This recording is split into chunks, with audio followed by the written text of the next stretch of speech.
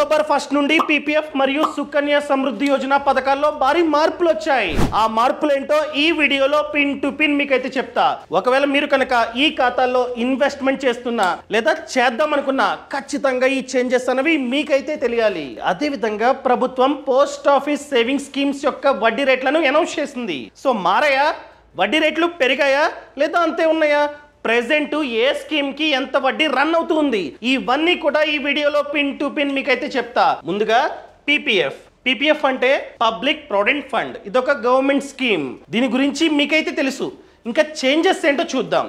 So first one, ఒకవేళ miners అంటే ఎవరి ఏజ్ అయితే 18 కంటే తక్కువ ఉందో వాళ్ళు, సింపుల్ గా చెప్పాలంటే పిల్లలు. సో చాలా మంది పిల్లల పేరు మీద పీపీఎఫ్ ఖాతాని ఓపెన్ చేస్తూ ఉంటారు. సో ఇన్ని రోజులు ఒక బాబు లేదా పాప పేరు మీద పీపీఎఫ్ ఖాతా ఉన్నట్లయితే వడ్డీ నార్మల్గా 7.1%. ఎందుకంటే ఈ స్కీమ్ యొక్క ప్రెజెంట్ వడ్డీ 7.1. సో వాళ్ళకు కూడా మైనర్స్కి కూడా 7.1% వడ్డీ వచ్చేది. కానీ అక్టోబర్ 1 నుండి మైనర్స్ పేరు మీద ఈ ఖాతా రన్ అవుతున్నట్లయితే 7.1% వడ్డీ రాదు. ఓన్లీ పోసా అనగా పోస్ట్ ఆఫీస్ సేవింగ్స్ ఖాతాలో ఎంతైతే వడ్డీ రన్ అవుతుందో అంత వడ్డీ మాత్రమే మైనర్స్కి ఇస్తారు. So post office savings account వడ్డీ ప్రెజెంట్ 4%. సో ఎవరి పేరు మీద అయితే, ముఖ్యంగా ఎవరి మైనర్స్ పేరు మీద అయితే పీపీఎఫ్ ఖాతా రన్ అవుతుందో వాళ్ళకి 7.1% కాదు, ఓన్లీ 4% మాత్రమే వడ్డీ అన్నది వస్తుంది. వాళ్ళకి ఎప్పుడైతే 18, వాళ్ళ ఏజ్ ఎప్పుడైతే 18 క్రాస్ అవుతుందో అప్పటి నుంచి 7.1% వడ్డీ అన్నది వస్తుందన్నమాట. అర్థమైందా? ఇది ఫస్ట్ చేంజ్. ఒకవేళ మీరు మీ పిల్లల పేరు మీద పీపీఎఫ్ ఖాతాని ఓపెన్ చేద్దాం అనుకున్నట్లయితే ఆగండి. వాళ్ళకి 18+ వచ్చిన తర్వాత మీరు ఓపెన్ చేయండి. ఎందుకంటే ఇప్పుడు వచ్చే వడ్డీ 4%. Clear? Next one, multiple PPF accounts. చాలా మందికి ఒక పీపీఎఫ్ అకౌంట్ కాకుండా 2, 3, 4 ఉన్నాయి. వాళ్ళకి బ్యాడ్ న్యూస్. ఇక నుండి ఒక పీపీఎఫ్ ఖాతా మాత్రమే ఉండాలి. పొరపాటున రెండో పీపీఎఫ్ ఖాతా రన్ అవుతున్నట్లయితే వడ్డీ రాదు, వడ్డీ 0. ఫర్ ఎగ్జాంపుల్, మీకు 2 పీపీఎఫ్ అకౌంట్స్ ఉన్నాయి అనుకుందాం. ఒకటి ప్రైమరీ, ఏదైతే ఫస్ట్ ఓపెన్ చేశారో దాన్ని ప్రైమరీ అకౌంట్ అంటాం. సో ఈ ప్రైమరీ అకౌంట్కి అన్ని బెనిఫిట్స్ ఉంటాయి. ప్రెజెంట్ వడ్డీ అంతా 7.1. అదేవిధంగా ట్యాక్స్ బెనిఫిట్లు అవి ఇవి అన్ని ప్రైమరీ ఖాతాకు ఉంటాయి. ఏదైతే సెకండ్ ఓపెన్ చేశారో అది సెకండరీ అకౌంట్. ఇన్ని రోజులు మీకు కనుక రెండో ఖాతా ఉంటే మీకు వచ్చే వడ్డీ పోసా వడ్డీ, అంటే పోస్ట్ ఆఫీస్ సేవింగ్స్ అకౌంట్ కి ఎంతైతే వడ్డీ ఉందో అంత వచ్చేది. ప్రెసెంట్ 4% ఉంది కాబట్టి 4% వడ్డీ మనకైతే వచ్చేది ఇన్ని రోజులు. కానీ ఇక నుండి సెకండరీ ఖాతా ఉన్నట్లయితే 0 వడ్డీ 0. అక్టోబర్ 1 నుండి 0% వడ్డీ మనకైతే వస్తుంది. సో రెండో ఖాతా ఉన్నా లేకపోయినా ఒకటే, ఉన్నా కూడా అలా ఉంటుంది అంతే, వడ్డీ రాదు. దాని బదులు సెకండరీ ఖాతాలో ఎంతైతే డబ్బు ఉందో దాన్ని తీసి ప్రైమరీ అకౌంట్లో వేయండి. ఫస్ట్ పీపీఎఫ్ ఖాతాలో ఈ డబ్బుని జమ చేయండి. ఫర్ ఎగ్జాంపుల్, సంవత్సరానికి 1,50,000 మాత్రమే డిపాజిట్ చేయాలి. 1,50,000 డిపాజిట్ చేసి ఇంకా ఎక్కువ డబ్బు దీంట్లో ఉన్నట్లయితే తీసేయండి. తీసి మ్యూచువల్ ఫండ్స్ లో ఈ డబ్బుని ఇన్వెస్ట్మెంట్ చేసుకోండి. అర్థమైందా? సో మీకు 2 ఖాతాలున్నా, 3 ఖాతాలున్నా, 4 ఖాతాలున్నా ప్రైమరీ ఖాతా మాత్రమే కౌంట్. దీనికి మాత్రమే 7.1% వడ్డీ వస్తుంది. క్లియర్? అర్థమైందా? ఇది రెండో చేంజ్ అనమాట. ఇంకా మూడో చేంజ్, చాలా మంది ఇండియాలో ఉన్నప్పుడు ఈ ఖాతాను ఓపెన్ చేస్తారు, పీపీఎఫ్ ఖాతాని ఓపెన్ చేస్తారు. కానీ తర్వాత విదేశాలకి షిఫ్ట్ అవుతారు. కానీ ఈ ఖాతాని రన్ చేస్తూనే ఉంటారు. అంటే ప్రతి సంవత్సరం 1.5 lakhs వరకు డబ్బుని డిపాజిట్ చేస్తూనే ఉంటారు. సో ఇన్ని రోజులు 7.1% నార్మల్గానే వడ్డీ అన్నది మీకైతే వచ్చేది. కానీ అక్టోబర్ 1 నుండి మీకు వచ్చే వడ్డీ 0.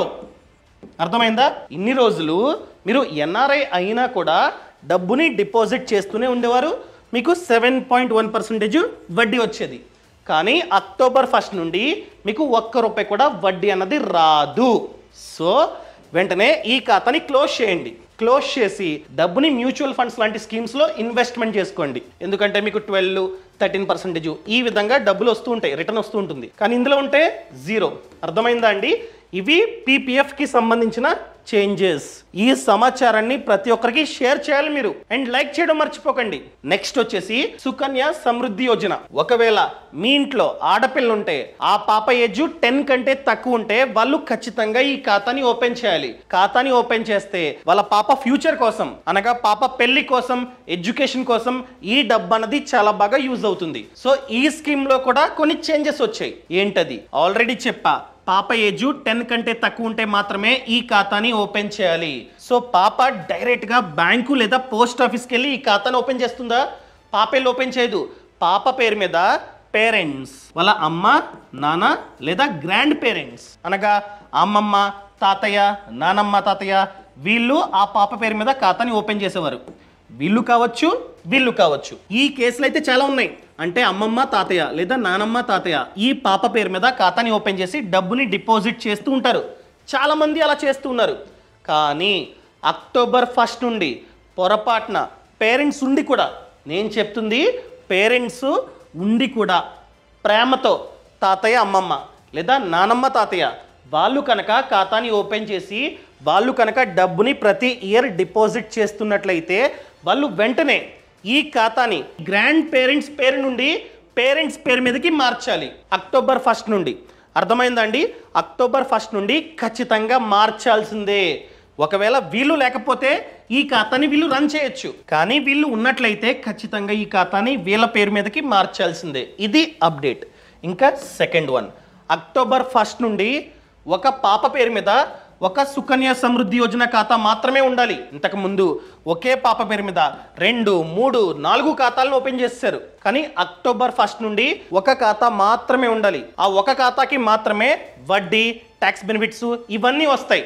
సో ఒకటి కాకుండా ఎన్ని ఖాతాలు ఉన్నా కూడా ₹1 కూడా వడ్డీ అన్నది రాదు. సో వెంటనే క్లోజ్ చేయాలి. అర్థమైందా అండి? అదేవిధంగా ఒక ఫ్యామిలీలో ఫర్ ఎగ్జాంపుల్ పెళ్ళయింది, పాప పుట్టింది, ఖాతాను ఓపెన్ చేశారు, వెరీ గుడ్.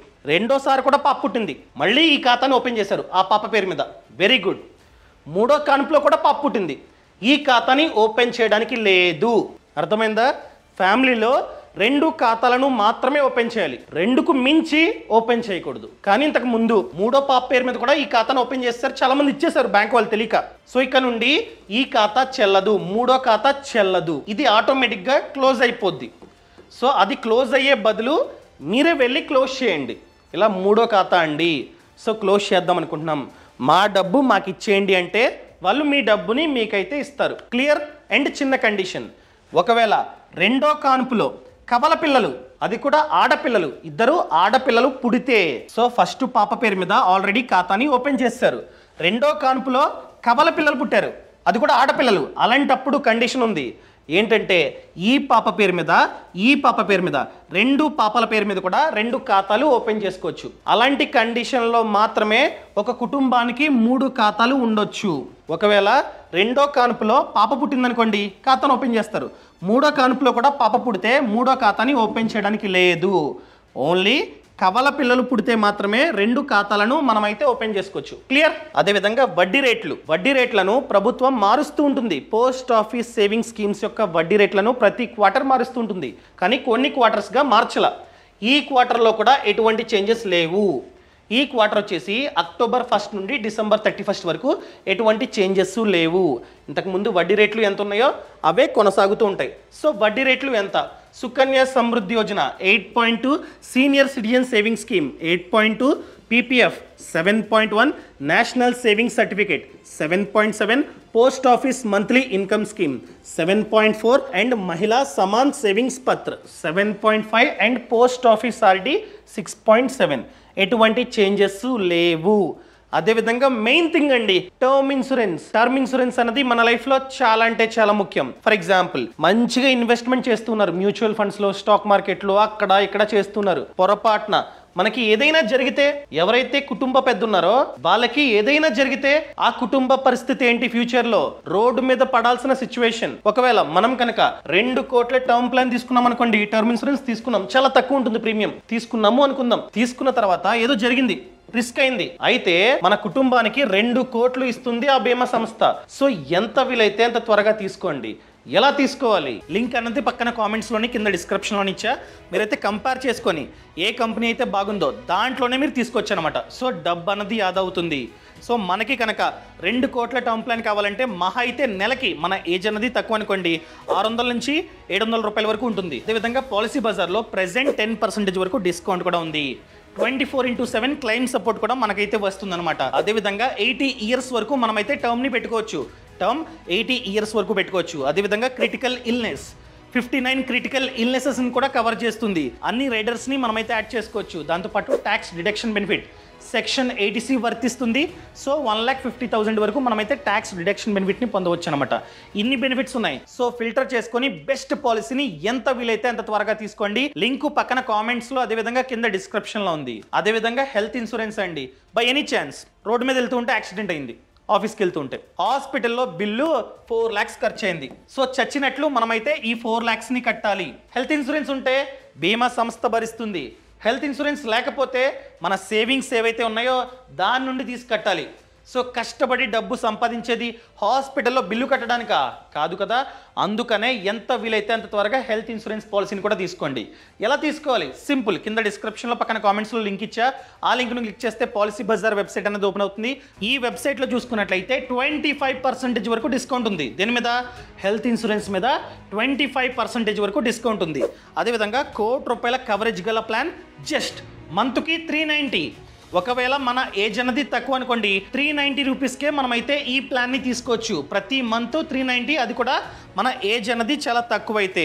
అండ్ దాంతోపాటు ఇన్స్టెంట్గా మనమైతే ఈ పాలసీని కొనుక్కోవచ్చు. ఎటువంటి మెడికల్ టెస్టులు కూడా అవసరం లేదు. అదేవిధంగా ట్యాక్స్ని కూడా మనమైతే ఆదా చేసుకోవచ్చు. సెక్షన్ 80D కింద 75,000 వరకు ట్యాక్స్ని మనమైతే ఆదా చేసుకోవచ్చు. అదేవిధంగా ఫ్యూచర్లో మనకి క్లెయిమ్ సపోర్ట్ కావాలనుకోండి 30-minute క్లెయిమ్ సపోర్ట్ సర్వీస్ కూడా ఉంది. వాళ్ళే మనకైతే హెల్ప్ చేస్తారు. ఈ పాలసీ బజార్లో కంపేర్ చేసుకొని మనమైతే పాలసీని తీసుకోవచ్చు. అదేవిధంగా మీకు ఫినాన్స్ గురించి మరింత సమాచారం కావాలంటే ఫ్రీడమ్ యాప్ అండి. ఫ్రీడమ్ యాప్లో చూసుకున్నట్లయితే 1200 కంటే ఎక్కువ కోర్సులు ఉన్నాయి. ఫినాన్స్ గురించి, బిజినెస్ గురించి, ఫార్మింగ్ గురించి. ఇదిగోండి ఫర్ ఎగ్జాంపుల్ మీకు స్టాక్ మార్కెట్ కోర్స్ కావాలి. స్టాక్ మార్కెట్ సెర్చ్ చేయండి, మీకు కోర్స్ వస్తుందన్నమాట. సో ఈ కోర్సులో మీరు A to Z మీరైతే నేర్చుకోవచ్చు. ఫర్ ఎగ్జాంపుల్ తెలుగు, ఇదిగోండి స్టాక్ మార్కెట్ కోర్స్. ఈ కోర్సులో స్టాక్ మార్కెట్ గురించి A to Z మీరైతే నేర్చుకోవచ్చు. మీరు డైరెక్ట్గా ఇక్కడే సబ్స్క్రిప్షన్ తీసుకోవచ్చు అనమాట. ప్రెజెంట్ ఆఫర్ రన్ అవుతుంది. 50% డిస్కౌంట్. నార్మల్గా అయితే 1200. సో ఈ ఆఫర్ నోకియా ఇదిగోండి 50% స్ట్రైట్ ఏవేగా డిస్కౌంట్ అనమాట. So final price 599. సో 599 పెట్టి ఈ కోర్స్ కనుక మీరు తీసుకున్నట్లయితే లైఫ్ లాంగ్ స్టాక్ మార్కెట్ గురించి A to Z మీరైతే నేర్చుకోవచ్చు. సో చాలామంది ఎటువంటి నాలెడ్జ్ లేకుండా స్టాక్ మార్కెట్లో ఇన్వెస్ట్మెంట్ చేస్తున్నారు. అలా చేయకండి. A to Z నేర్చుకున్న తర్వాత మాత్రమే మీరైతే ఇన్వెస్ట్మెంట్ చేస్తే ఎటువంటి డబ్బు మీకైతే లాస్ రాదు, లేదా లాసెస్ తప్పవు. అదేవిధంగా మ్యూచువల్ ఫండ్స్, ఇదిగోండి ఇది కూడా కోర్స్ ఉందన్నమాట. తెలుగు క్లిక్ చేసా, ఇదిగోండి తెలుగు, దీనికి కూడా ఆఫర్ ఉంది. క్లిక్ చేస్తే 50% డిస్కౌంట్ అనమాట. సో 599. ఈ కోర్స్ కనుక మీరు కొనుక్కున్నట్లయితే మ్యూచువల్ ఫండ్స్ గురించి A to Z నేర్చుకోవచ్చు. సో స్టాక్ మార్కెట్, మ్యూచువల్ ఫండ్స్లో ఎవరైతే ఇన్వెస్ట్మెంట్ చేద్దాం అనుకుంటున్నారో వాళ్ళు దయచేసి ఇలాంటి కోర్సులు తీసుకొని A to Z చూసి అంతా నేర్చుకున్న తర్వాత మాత్రమే ఇన్వెస్ట్మెంట్ చేయండి. లింక్ కింద డిస్క్రిప్షన్లో ఇచ్చా, పక్కన కామెంట్స్లో కూడా ఇచ్చా. ఈ కోర్సులు ఇవి స్టాక్ మార్కెట్, మ్యూచువల్ ఫండ్ ఇచ్చా, దయచేసి చూడండి. ఇంతవరకు ఈ ఛానల్ని సబ్స్క్రైబ్ చేసుకోకపోతే సబ్స్క్రైబ్ చేసుకోండి. నా ఎక్స్ప్లెనేషన్ మీకు నచ్చితే దయచేసి కామెంట్లో తెలపండి. Thank you so much. Thanks for watching. జై హింద్.